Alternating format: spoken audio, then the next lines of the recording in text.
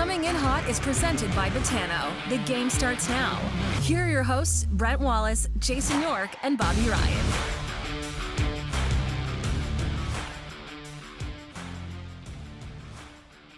Happy Easter Monday, everybody. Welcome to Coming in Hot. We're brought to you by Betano.ca. I'm Brent Wallace alongside Jason York in the middle, Bobby Ryan, as always, our winger. Guys, did either one of you have an Easter egg hunt? Do we still do that? Bob? Not me. Nope. Nope. Your kids are like 3 and 5 or something. 6 and 4, but yeah, no, there was no Easter egg hunt done here. Wow, Mr. Happy. Listen, my happy.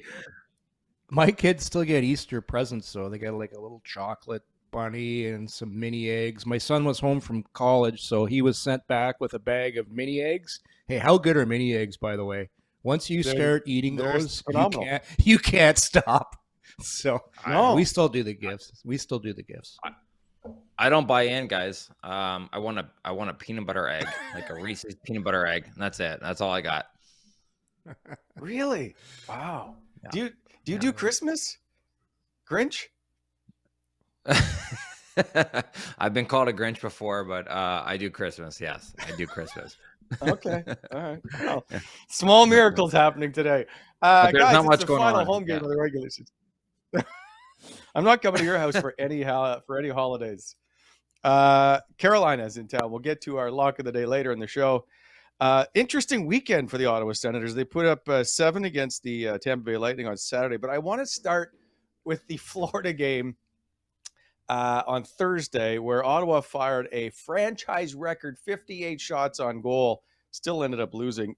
That game, 166 minutes in penalties, the most in a game this season. The most by a team was Ottawa in this season, 88 minutes, and Florida actually second most of the season, 78 minutes in penalties. Did Alex DeBrincat start this entire thing, Yorkie, when he hit Matthew Tkachuk at the wall?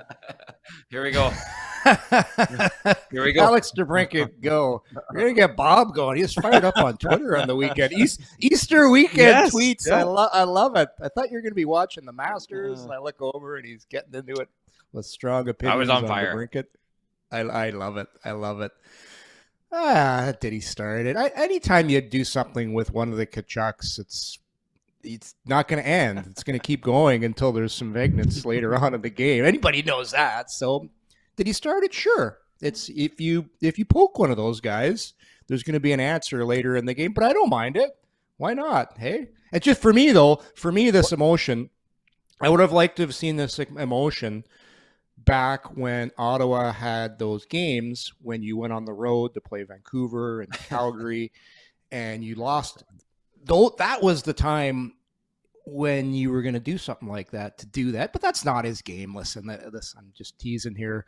It is what it is. It made a game late in the season that didn't have a lot on the line more exciting to me. That's basically what it did. It entertained me. Yeah. It entertained me for the evening. So I'll leave it at that. And we're just fans at this point, eh? Right. Oh yeah. We are. Like we're.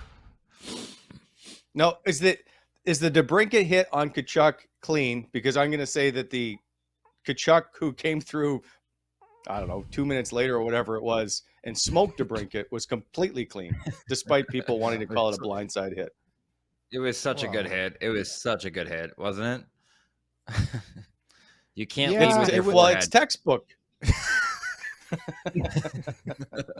You know what though? It was a clean hit, but clean hits get called all the time in the NHL. So sometimes they get called, sometimes they don't. By the letter of the law, shoulder, everything was clean about it, but sometimes clean hits get called. So I don't know. It's I hate today's NHL where we're always debating: is it a clean hit? Wasn't it a clean hit? How about just keep your head up and we'll go from there. But that's it. Hey, shit happens. Great hit. But I did love Ottawa's response. Hey, they stuck up for one another, and to me that was a good thing. Yeah, I couldn't agree more. Love that it kind of rallied the boys, right? Like, yeah I like that. Yeah. Love that. Do you guys Do you guys remember, like, Yorkie, you probably went through that with the Battle of Ontario. I'm sure there's a game or two that the benches started to get a lot thinner. Do you guys remember going through those games? Well, we were usually on the other end of it getting beat up because we didn't really have the firepower. We didn't have the firepower to really, and this is what I like about the current collection of characters on this Ottawa Senators team. When your captain is the lead dog out there, and it's like I said earlier, you poke him, he's going to finish it later. So that's what I like so much about Brady Tkachuk. When your captain is pretty well your toughest guy. I know they have Austin Watson, but you look at Brady, he's just like, I still can't believe the night that they retired Chris Neal's jersey when I was actually down and I saw how big Brady Tkachuk is ice level. He's like a moose on skates. Like, and this guy's your captain. Like, his head alone is like, to me, it's I love that about Brady Tkachuk's game. You want to take it into the streets? We'll take it in the streets. And to me, he's got that old school in him that I just love. And that's one thing I like, that we always hear the thing, he drags his team into the battle. Well, that's what he does. And hey, we know he's not going to go after his brother, but I like when he goes after, he just, come here, Stahl, get over here. Boom, boom, boom. It's like someone's getting some. It's so you want to screw around, someone's gonna get it, and that's what I love about Brady Tkachuk. I texted Stalzy. I did you play with Stalzy? Yeah. Oh yeah. I was like, hey, he switched it up on you there, eh? He went from the right to the left. he didn't get back to me, but it's amazing though. but you gotta love that. Like, I mean, like, Brady can switch from left to the right and fight with anybody in the league, but he can also play the run and gun game. I love that. You have to love that. Yeah. I absolutely love it. Wally, we said this before. Name me another player in the league. I know people will say Tom Wilson, that's the captain of their hockey team, can score 35 plus goals, can fight, and can run you through the boards. And he's built for the playoffs. Name me another player in the league like that right now. Off the top of my head, I have a hard time coming up with another one. I really do. The only guy that I can think of is Jamie Benn. Yeah, and he's an old dog. He's kind of like, that poor guy. He's got some hard miles on him. No, he's not scaring anybody. Not like Kachuk. He'll still fight. Yeah, but he's not. Okay, I'm trying to get close to you. I don't think there is one. That's the best I can do at the moment. And I love Landeskog. He's a great player, a great captain. Stanley, like, awesome player. But it's just, I don't know, Bob. You got one off the top of your head? Tough to. Honestly, Jamie Benn would be it. Like, that's the end of the list. As a guy that can score and hang 85 on you and then fight, and then that's it. That's the end of the list. And then take the boys to the bar, do some karaoke, and buy the entire bar shooters. Like, come on, look what we're dealing with here. Yeah. This is exactly what the NHL needs. And go to a Calgary Flames playoff game where his bro's playing and take over the arena, having pints up in the stands. All right, it's so Jamie Benn and Brady. That's it. There we go. Yorkie, on a side note, if you're going to ask questions, you have to put it in the nerd report previously, so we have some time to gather that information. I told you there wasn't a lot of meat in the nerd report. End of the season, you're like a team right. You're like a team right now that's out of the playoffs. You're just cruising. You're like the Montreal Canadiens right now, just getting spanked. E-bug goalies going in against you. Wally's riding it out too, eh? Yeah, he's riding it out. I'm planning my vacation. Okay, we're getting back to that E-bug and the Chris Weidman comments later.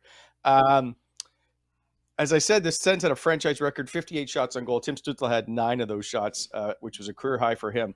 Explain to me, gentlemen, why the Ottawa Senators in their history have had 10 games of 50 shots or more on goal, They are 2-6-2. In fact, they've lost their last four, they've lost the 4 highest shot totals they've ever had in franchise history. Why, when you're firing over 50 shots on goal, are you not winning hockey games? Are they just from everywhere, from the outside and nothing on the inside? Is there a reason? Yes. Yeah, they shoot from everywhere. Yeah, no, I would. Thanks for your insight, Yorkie. Well, I thought Bob was going to elaborate on that. Sorry, guys. I don't know. I thought Florida's Florida's goalie was good too. This is what happens. Ottawa got done to them what they have done to a lot of teams over the last 5 years. Badly outplay a team and you lose. That's what happens.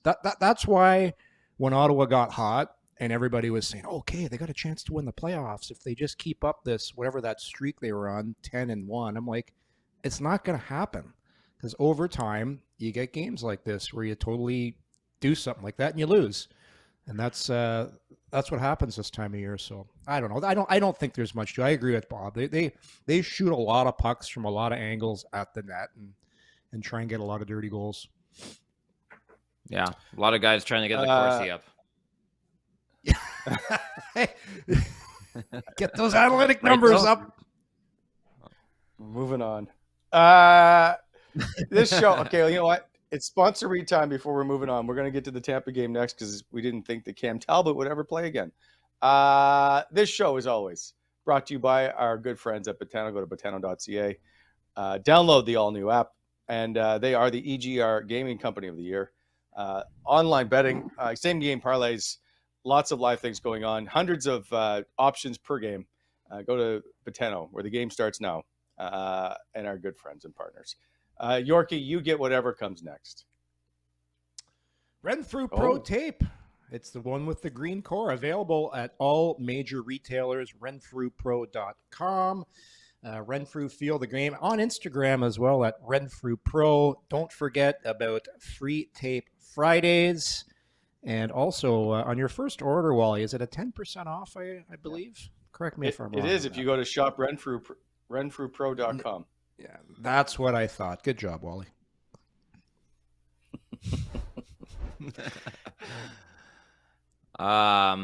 As always, the show is brought to you by Bonnechere Excavating,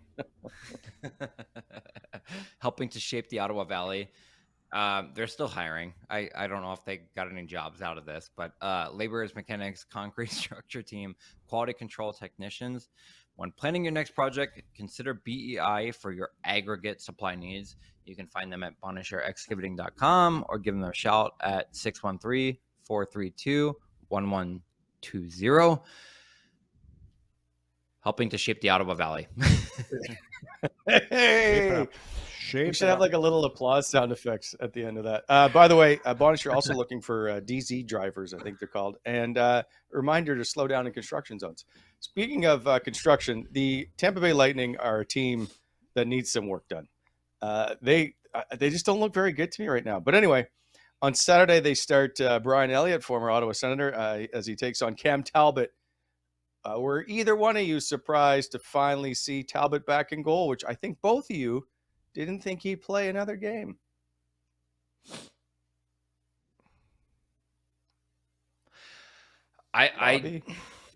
Yeah, sorry. I was surprised. I didn't know that we would. I just thought the relationship had probably soured to the point where it was going to be let him ride it out and let him be in the press box. So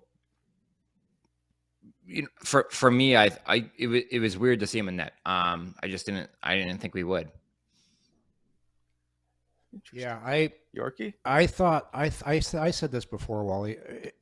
If DJ had his druthers, I think he would have pushed not to put him in for the rest of the season. But don't forget, you gave up a lot to get him if you're Pierre Dorian. And I don't know this, but I know how the inner workings of teams work. Late in the season, probably a conversation happened with the general manager and the coach. You got to get Talbot back in there. Gets another win, maybe it looks a little better at the end of the season when you see the wins and losses. And at the end of the day, that's what everybody's judged on, right? You're a player, you're judged on your stats. If you're a general manager, your win losses on trades. So I think this is a decision that management probably said, hey, if you can get this guy in again, I'd appreciate that. And otherwise, I don't know what the benefit is of playing him again. So for me, that always comes into it. And you saw Toronto the other day, like I think with the whole e-bug thing, they asked Sheldon Keefe, why'd you play him? And he goes, that decision came from upstairs. And that's how decisions get made. It's always a coalition of talking about things. So I would for sure. Also, injury situation, not other options. Talbot, you traded for him. For sure a conversation went on. All right, but I'm going to put some things in perspective. One, they had lost 4 straight games at that point. Yes, I know Talbot was part of it, but the game in Florida, Merrilainen was a .750 save percentage, and Matt Sogard came in. He was a .778. They put in Talbot because they thought perhaps with his career that he stood a chance to actually making some saves and getting a win. That's why I think they went to him. And also too, he does give you the best chance of winning. Let's be realistic here. Yeah. You got to give him. We talked about this before too. Not to make excuses, but being injured like he hasn't had a chance to get into a rhythm this year. I think there's something to that for sure. It's just been such an up and down season for him. So you got to win too. Like I said, people are being judged in the offseason of wins and losses. So who gives you the best chance? It's Talbot. Like there's just no other options right now.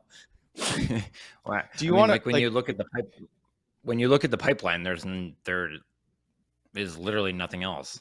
Yeah, exactly. Well, that's the thing. Like, but since he's come back from injury, which he was gone for like a month, right? So he comes back February 24th. He has a record of 5-1-1.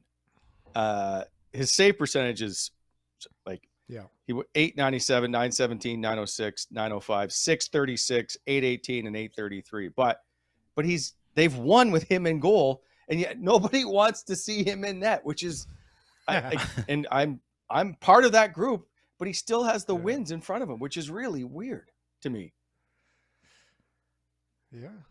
Yeah, it is weird. Yeah, I don't know about you, Bob, but it's the whole season's been weird. Like and what makes me laugh too is people that are like, man, the Senators really blew it the last 3 weeks. Well, look at the injuries. You're missing both goalies, 3 defensemen, Norris. Like come on, like how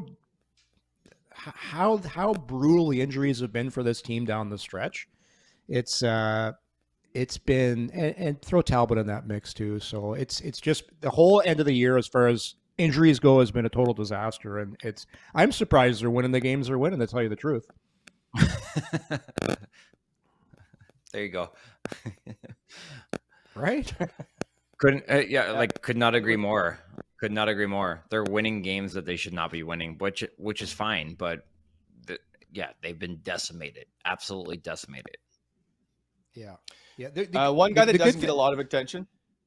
Who's that? Go ahead. No, I was just going to say, Arizona gets Ottawa's draft pick, right? This year, and this coming first round draft pick. So it's better. The more they win, the least high that draft pick's going to be. So it doesn't look as like. Can you imagine if they just were getting shit kicked and that draft pick turned into a top 10? Because I think it's top 5 protected, I believe, right?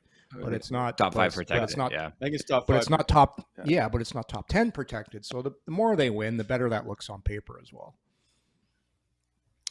Mark Kastelic doesn't get a lot of attention, and I think he's played really well in the last few games. Igor Sokolov, congrats to him, who scored his first NHL goal on Saturday, and Julian Gauthier on that fourth line, if you will, all scored goals. When we've been complaining about perhaps the bottom 6 not producing, they each played under 8.5 minutes, and they all had a goal.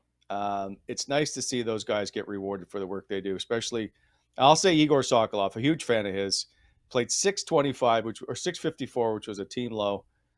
Get his first NHL goal. Yeah, I like Sokolov. We talked about him. I think he's a tweener, which is a really, really hard spot to be in. But big fan of Kastelic. Like I actually like his game. I think that he provides you what you want to see in your bottom six. I think a lot of nights he goes out, he does, he just kind of goes about his business and he works. But you can't win in the NHL now unless your bottom six are giving you some points. That's just the reality of the situation. Don't know that Kastelic is going to be that guy long term, but I do think that he's a very, very serviceable 4C for me anyway. Yeah, if you could take the Islanders' fourth line and duplicate that across the NHL, that's what most teams want. You want like a Cizikas, a big Matt Martin, and that bowling ball Cal Clutterbuck. Like that fourth line is hell to play against, and that's what you want from your fourth line. You don't want, and this isn't any disrespect to Sokolov, but you don't want a guy that's trying to score goals and trying to figure it out offensively and running around and making life miserable for the other team's defense. Like, that's not him. He's never going to be that guy. So they'll have to do some things, but I agree with Bob. Kastelic, to me, you talk about guys that have slowly had a nice year and established themselves in a role that's going to help the team moving forward. I got Kastelic right in that position. I like him as your fourth line center. Good on draws, big, understands his role, seems like a great team guy. Perfect for your fourth line. He's going to get better too. And he's going to get better at being that type of guy, be a PK guy. So to me, I see him as a part of the future here. I don't, and I like Sokolov too. I just don't see him as part of the future here with Ottawa. It's like Bob said, he's in between. And Ottawa's top guys are so skilled, he's never going to get a sniff playing in there. Yep. The thing with Kastelic, and you guys have seen it throughout, for young guys especially, they hit a wall kind of like end of January, early February, right? And I think that happened to him a bit, but he's certainly bounced back since he's got back in the lineup. He just plays a really solid. He knows his game. I don't think he tries to be anything he's not. Well, but that is exactly him. I think he understands exactly what he's going to be, and he knows that he's not going to be a second liner. He knows how to play, and Yorkie, it's such a big part of what you want to do as a team dynamic, to have a guy like him that just knows exactly where he's going to fit. Like, I'm going to take some faceoffs. I'm going to kill some penalties. That's it. That's the end of it. And I think Kastelic really, really does understand that role. You gotta be smart enough because there's a certain, it's like a crossroads that happens for you in your NHL career, where I'm at a position right now where if I start doing things exactly the way how this team wants me to, I'm going to have a career here. I'll give you a great example. A guy I played with, Bob, I'm sure you have a bunch of guys too. I played with Sean Van Allen in Anaheim, and Vanner, Wally's a good buddy of his. This guy lit the American League up in scoring, was the leading scorer in the American League. This guy was drafted by the Edmonton Oilers to be an offensive guy, but didn't have great boots, got to the NHL, but he was smart enough to figure out, if I just play grittier, getting a few scraps, win draws, which I already can do, and play really physical, I'm going to have a career because I'm a smart player, which is an added bonus to me being gritty. And I just think Kastelic's figured that out, and it's tough. It's tough, right? Because you're a young guy, and you're like, okay, Sokolov, I got to come here. I want to score.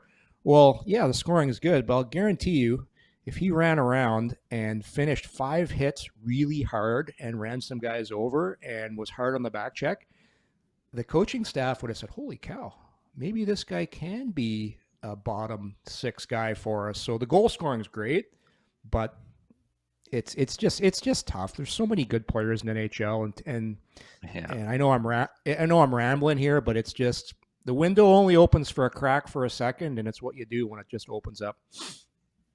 Yeah, very true. You know what would be good is if Sokolov became that type of guy, which I'm not sure, right, that he's going to be. Mark Kastelic is listed at 6'3", 233, and Julian Gauthier is 6'4", 224. Igor Sokolov, 6'3", 222.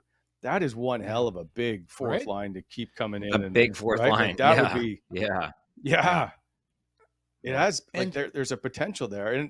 And Austin Watson, we don't know what's going to happen with him. And even if he's replacing Julian Gauthier in that line, whatever, that's just that to me would be a little fearsome if I'm Eric Brannstrom going back there to get a puck.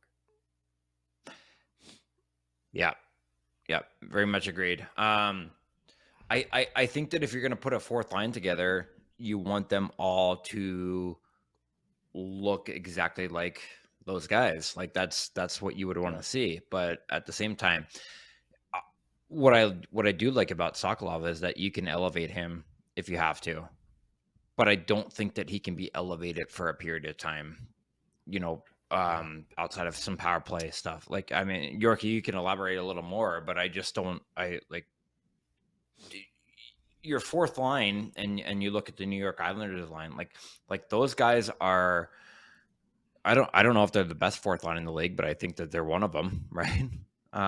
So you want guys that are mean, but you also want to be in a spot where you can elevate them. So I don't know, 6'3", 6'4", 6'5", that's a big line. That's a big line. Yep. Like, right? All I know when I was a D-man and I came on the ice and I saw a line with that kind of size and I knew what their job, what they wanted to accomplish with, I was taking a 20-second shift because I knew the heat. You know the heat's coming, and all they want to do is run you through the boards. So I got to tie my skate. Oh shit! I need my skate sharpened here. I got to go to the bench here. Get the stone out here. Hey, get on there. Somebody else. But it's just Sokolov can. Casey Zizekas, yeah, he's not huge. He's not 5'11", 190. But 32 years old. Matt, but he's also 6'5". Right. Same with Cal Clutterbuck. That's just my point. Is how big they play. Cal Clutterbuck, 6'2", 212. He's 35 years old, and Matt Martin, 33 years old, 6'3", 220. Like all those three guys I listed with Ottawa are all bigger than Matt Martin. Yeah. But those guys and know they're not exactly. Matt Martin. No, they know it. They just know their role so well. Like Zizekas knows what he has to do. He knows when he gets into a scrum, if he goes and face washes some guy, Martin's right there after him. And Clutterbuck is still one of the hardest hitters in the game. That guy hits right through you. He is a bowling ball. That's exactly what he is. But hey, Sokolov can do it. It's just a mindset. Like you just got to take a bunch of Sudis before the game, you're on the road, have a Mountain Dew, and get fired up, run around, and your skill's an added bonus. That's what it is. Like that's all it is. We don't condone any kind of drug use on the show. I just watched Wally go, oh no. Why do I have to? I feel like we're the whole show entertainers needs a here. disclaimer every time. Hey, Claude Giroux, if we're going to move on from the fourth line to the first line, is 2 points away with 2 games to go to get to 1,000 points. He scored in 3 straight games. If he can do it, he'll become the 10th active player to reach 1,000 points. And just the 90 and only 95 players in league history have recorded 1,000 points. Do you think he can get it done against Carolina? I would love to see it done at home as opposed to in Buffalo on Thursday. But would it be better to do it now, or do you guys want to see it on opening night next year? Ooh. I'm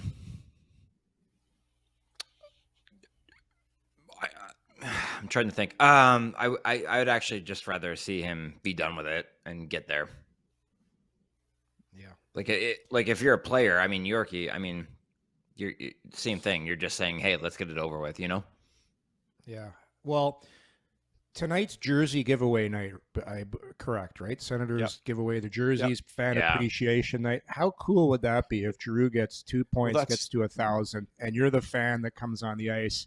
That just add to me, that takes a year where you're disappointed you didn't make the playoffs and you got another little thing to celebrate besides the, Stützle's year, Tkachuk's year, Sanderson's year. Hey, also Claude Giroux got 1,000 points this year. And it's, to me, it'd be great to do it tonight. That would be the perfect storm. And then, like you said, Bob, get it over so you're not doing it next year. And I'm sure Giroux would like to get it over with too. I think tonight's the night to do it. Tonight. Yeah, you have to think he doesn't care where it happens. It doesn't matter to him. Yeah. But well played. Let him do it at home on a night like tonight for sure. Yeah. I'd love to see it happen. Just at home. And nobody wants to do anything in Buffalo.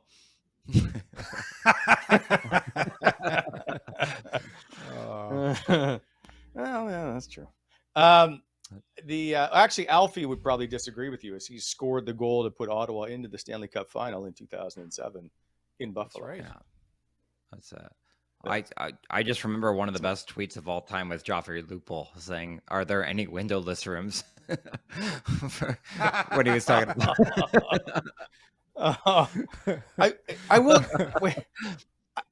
I will give Buffalo a little bit of props. The area around the arena now is much nicer with the hotel being added. The practice rink, like there is some improvement. I think it's phenomenal, the way that they have it all set up, but you still have to go to dinner. So, service. I love the overall anger level of the Buffalo Sabre fan.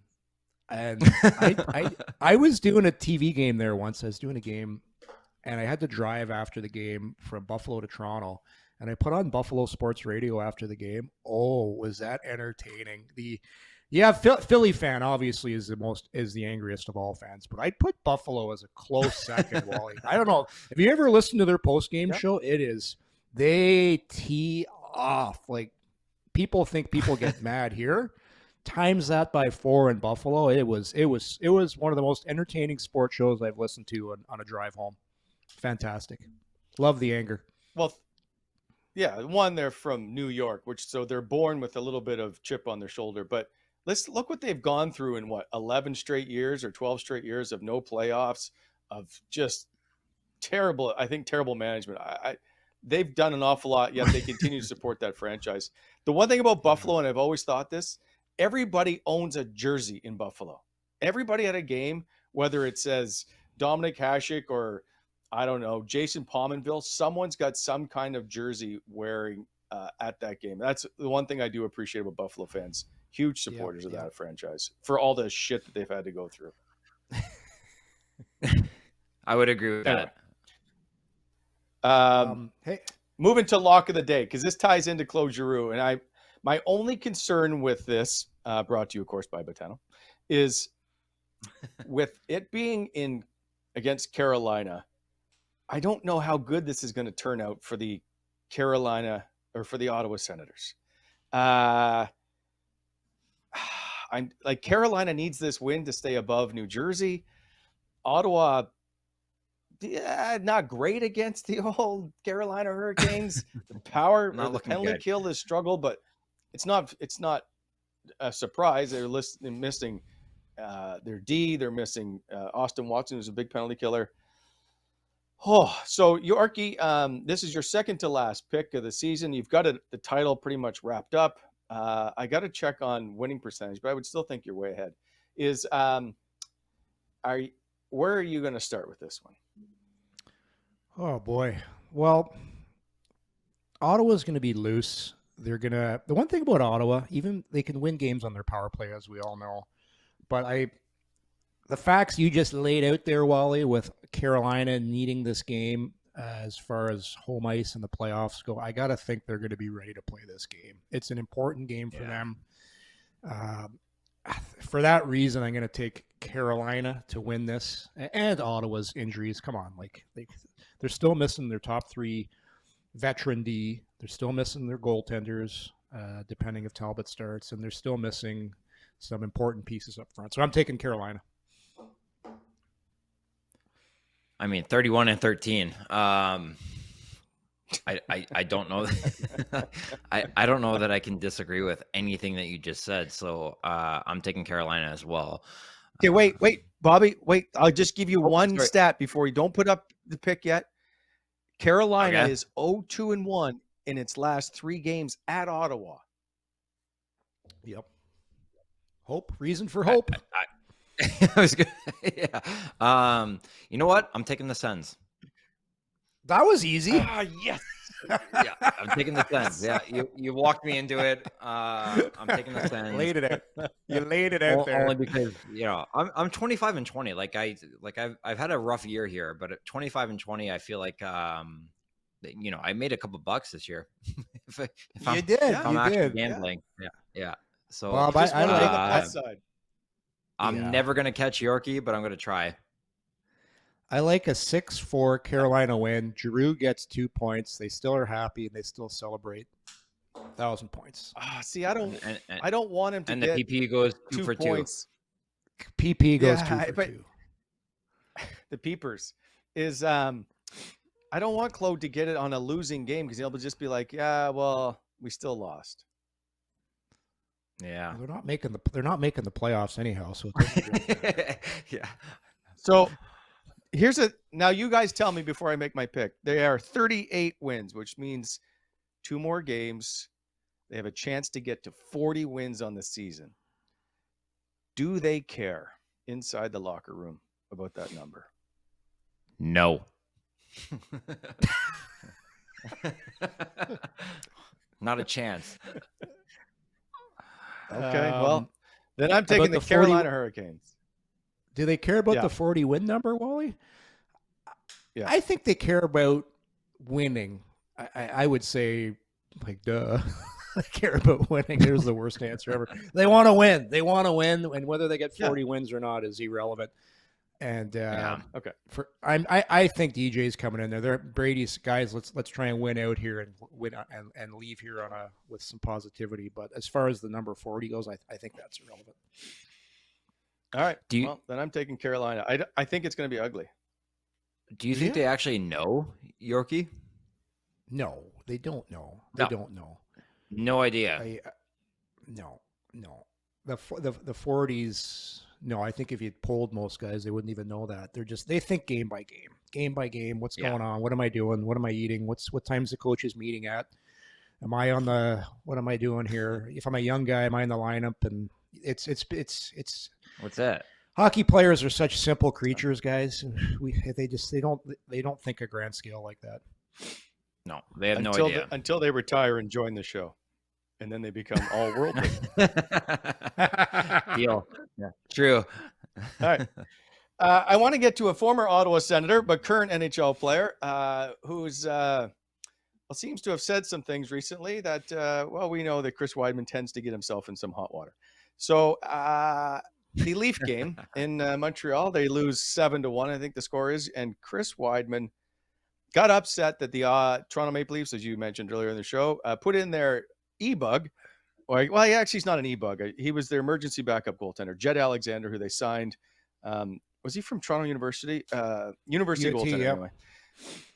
Yeah, so they get embarrassed, the Canadians, and then I don't care about the power play being on the ice, but we'll get to that after.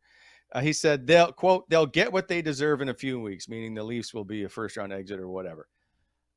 So, gentlemen, you've obviously been in games where you've lost badly and you've won handedly. Do we have an issue with his comments? Are they sour grapes? Is there such a thing as the code of ethics in the NHL when you're trying to win every game? Bobby, I'm going to start with you. So yes and no. I think that I agree with Wides in the sense that you don't want to see it, if that makes sense. and I don't know. I'm so torn on this one. And but I don't like his comment. I don't think you get to make a comment about a team when you're that far removed from the playoffs. So I'm kind of torn, but yeah. But as we know, White's has never been in a video that turned into something. Never been afraid to speak his mind. Hey, I was supposed to be at that dinner.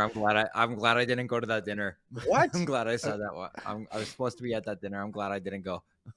Oh yeah, you would have been right in there too, right? Right in there. Oh yeah. Yeah. But you would have had some better one-liners though in the back of that Uber. You would have maybe been the first there. I had a couple that got removed. Did you guys have a cleaner? Was there a cleaner on the team back then? Did you guys have like a cleaner, like an off ice guy that comment stuff go away? The fixer. No comment. The Wolf. Mr. Wolf. Mr. Wolf. No comment. No comment. Mr. Wolf from Pulp Fiction, get in there.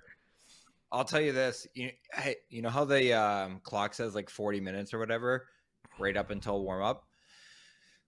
We were all sitting in the room, and Ryan Dzingel comes over and goes, "Hey, a couple guys just got pulled in." I go, "Oh, okay." 27 minutes left on the clock, Yorkie, and now there was 4 of us in the dressing room. 27 minutes on the clock, and there was 4 of us in the dressing room because it all came out it all came out before we were playing Tampa Bay, I think, that night.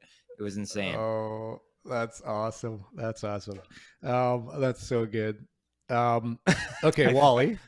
The one guy that's in there, or there's 2. I feel bad for Shabby and for Alex Formenton, because I think Formenton's like, what is going on? I'm just gonna sit in the back, and Shabby just seems like he's caught in the middle. Yeah. Oh, Shabby could have got small in the middle of that seat. Yeah. He wants to dump and change right there. So good, so good. So Wally, to answer your question about so here's the thing. So you're the Montreal Canadiens. 3 weeks ago, hey, it's all about doing stuff that's good for the game. You want to ride your stick after you get the shootout winner right down the ice. You got the guy riding his stick. Woohoo! And everyone's like, wow, what's wrong with that? You can do that. That's we need to be entertainers in the game, right? When they got called on that, and we said it, hey, this is the new NHL. It's about entertaining the fans. It's about clicks on Instagram. It's about getting so you're losing the game. Engagement. It's about engaging. And again, you took a 7-1 game that's awful, and you threw the e-bug in. You got a story. You're getting so for me, if you don't like it, play better. And if you're all about respect, don't friggin' ride your stick after the shootout. You can't have both, right? You're either a stick rider or you're not. If you want to be a stick rider, then you should be okay with putting the e-bug in. So here's my thing. Froze. You're in the National Hockey League, which means you take no prisoners. Every night you're trying to win hockey games. Yeah. This isn't a beer league. If you don't want to be embarrassed, play better. You left your goalie in for 7 goals. You are in the National Hockey League. Everybody should be able to beat anybody on any night, which we've seen it throughout the year. So don't give me this, we shouldn't be embarrassed. I'm not an NHL player, but too bad. Show up. Wally, they knocked the Buffalo Sabres out of the playoffs in a shootout and rode a stick down the center ice in the National Hockey League. And now they're offended that an e-bug? Come on. Yeah. Don't be so soft. He's not an e-bug. Will you just call him the emergency backup? I was going to say, he was signed to a contract. He's the Toronto. He's the U of T's goaltender. So, I actually know the kid. He's a great kid, by the way. Great kid. Can we just appreciate? I don't know. Okay, so you guys tell me, you're NHL players. I'm okay with him being in goal. I think it's great as a fan, as someone who watches the game. I love it. I'm sitting there going, this guy got a chance for 1 minute to be on the ice and to feel like an NHL player. How cool is that? And I get it. Some people think, well, you try to work hard to get to the NHL. You shouldn't just be given a contract. Whatever. I don't give a shit. I just like the fact that he's been able to live out his dream, and millions of other people, or I don't know, 20 other people watching go, that's really cool. I love it. That's what I like. Don't get upset about 1 minute in an NHL game thinking you're being embarrassed. Shut up. You should have showed up for the other 59 minutes. Wally, I'll guarantee you, and I think I'd love to hear what Bob has to say about this. It's game 79 in the regular season. It's a long season. Every day is the same. It's like Groundhog Day. Toronto can't wait for the playoffs because they know as soon as the playoffs come, it doesn't matter how many points Mitch Marner has or how good a season, like the real pressure is coming. So for that night, those guys had some fun. They had some fun. And when that goalie came in after the game, they probably erupted and were cheering and happy. It just made the night. It made a usual night in the league for them pretty fun. Yes. And it made that kid's year. He's going back to school, and he's going to have a blast that night with his buddies back wherever he lives in his house or his dorm. I love it. If I would have done the same thing. And hey, when was Wide's asked? Was it right after the game? You're emotional. You're pissed off. Yeah. It's been a shitty year. I understand that too. I get that too. You're pissed off. I would agree that I think that Wides would love to redo it now. Yeah, for sure. Because basically, no, he doesn't walk back anything. No. Well, he doesn't get to, but I'm just saying, I think that he would. Me too. Don't you? I mean, I think you would. I do. Does 5-1 or 7-1 really make a difference? So they put out their power play. I don't know. Maybe they're trying to work on something for the playoffs. If you lose 5-1 or 7, does it really matter? You put a mic in my face after I've lost 7-1, and you ask me what I think about the goalie going in. Yeah, that's great. That's awesome for the game. I'm really happy about that. Yeah, it's great. What the fuck? What do you think he's gonna say? Hold on a second. It depends how the question is framed. I'm not going in the locker room going, man, frame it for me. Frame it for me. I would have said, listen, as a team, were you a little disappointed that they went with their emergency backup goaltender at the end of the game? Bobby, you would not have. I totally would have. Because it's totally leading. It's a leading question. You're supposed to go, yes, I am. Oh, God. Clearly, but I will tell you, people ask those questions differently. It'd be like, well, did you feel embarrassed, or was this just a real shot at you guys when they were making fun of you? I can see how that got framed for sure. But as a player, you're just supposed to go, well, we needed to play better. That's all he had to say. I'm just thinking about Wides, and I'm like, I know Wides well enough to know that probably shouldn't have. Yeah. He probably should have deflected a little bit better because the guy was in Russia 2 years ago. Maybe get someone else to answer that question. Yeah. Throw it to Michael, but throw it to Nick Suzuki, but anybody but Wides. Right. This isn't like David Ayers who came in and shut down the Leafs, right? He legitimately won that game for them. I don't know, but he played a lot more than 60 seconds. This isn't that kind of situation. They put a guy on the ice for a minute. Let's not blow this up bigger than he started the game and suddenly made 50 saves. He was in for 60 seconds. Well, to Montreal's point, it's almost the opposite, but kind of the same thing of it's late in the game and you're winning 7-1 and you keep your number one power play on. It's kind of the same feeling. It's like, we're so good that we're going to stick our U of T goalie in and make you look really dumb. That's what Montreal's thinking heat of the moment, but they don't realize Toronto's just thinking, hey, we want to be good people here and make this kid's night. It's two totally different perspectives, and after a while, I agree with Bobby. If you give Wides 24 hours, even as hot and colorful as he is, he's probably thinking, you know what, I get it why they did that, but we wouldn't be talking about it now. We wouldn't be having this great conversation about the Montreal Canadiens. It wouldn't make our Monday morning, eh? You're right. I'm just like why? Like, if you're Montreal, I don't know why you're so upset. You should be just upset with you. Now, the one thing I will say, and you guys can back me up on this, is sometimes we'll come in and ask questions to players who've either had a really shitty game and we don't pay attention enough to and don't know that they did some stupid things that led to goals, right? The other thing is they might have just got reamed out by a coach or something might have just gotten said. That's one thing that we aren't privileged to or privy to before we come in the room. And I don't know if that happened here in this case, but I do know it's happened in the past where guys are really pissed off about how they played or whatever. And then we're like, hey, what do you think of losing 7-1 tonight?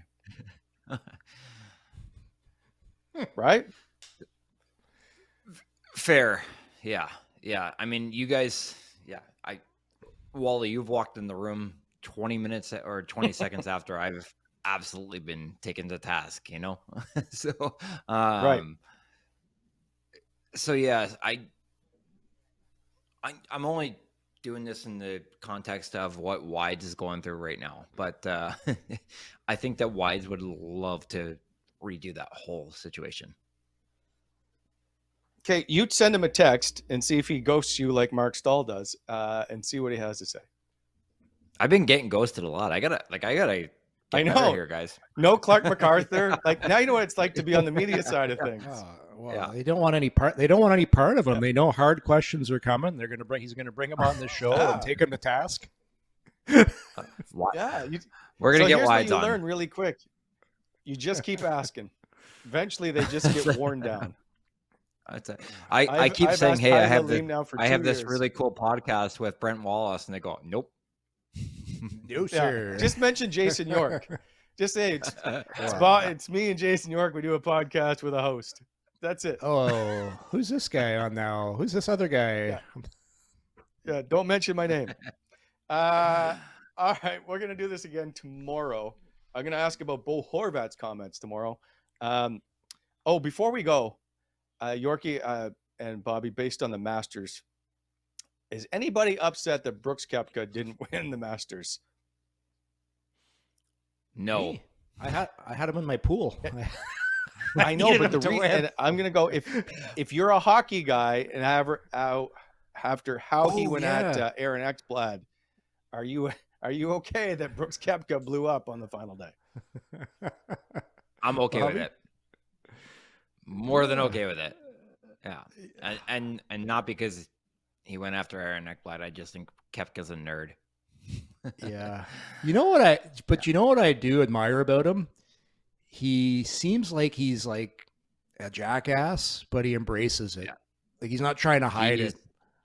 He's unapologetically himself, which I can get on board with. But I didn't want to see Rom win either. I don't know. Patrick Cantlay took 45 minutes to hit a putt yesterday. Did you watch that?